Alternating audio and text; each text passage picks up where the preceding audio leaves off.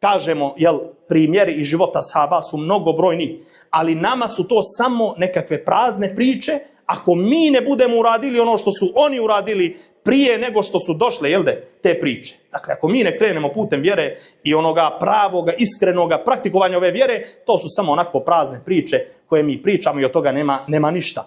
Omer radijallahu anhu je kazao jedne prilike, a sada ćemo ukratko ispričati kada i kako je kazao ove riječi koje smo možda puno puta spominjali i čuli. Omer radijallahu anhu je kazao da je Allah uzvišeni uzdigao ljude islamom.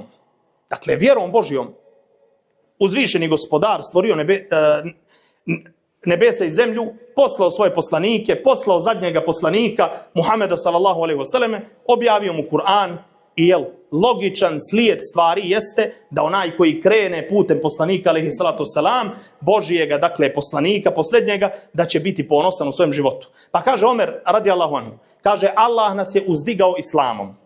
A kaže kad god tražimo ponos u nečemu mimo islama, Allah će nas poniziti. I ovo je zaista tako. I ovo možemo da vidimo, dakle, na primjeru čitavoga islamskog svijeta danas, a i ranije. Kad god su muslimani se držali svoje vjere čvrsto, Allah im je davao pobjede na svakom polju. I, dakle, u nauci, u znanju, na kraju krajeva i u ratovima i tome slično. Kad god su muslimani ostavili ovu vjeru i onako držali se folklorski, mi smo muslimani kad nama odgovara, a kad nam ne odgovara nismo muslimani, kad god to urade muslimani i na taj način žive, a to je nažalost stanje velikoga broja muslimana danas, onda će doći veliko poniženje koje osjećamo na svojim kožama.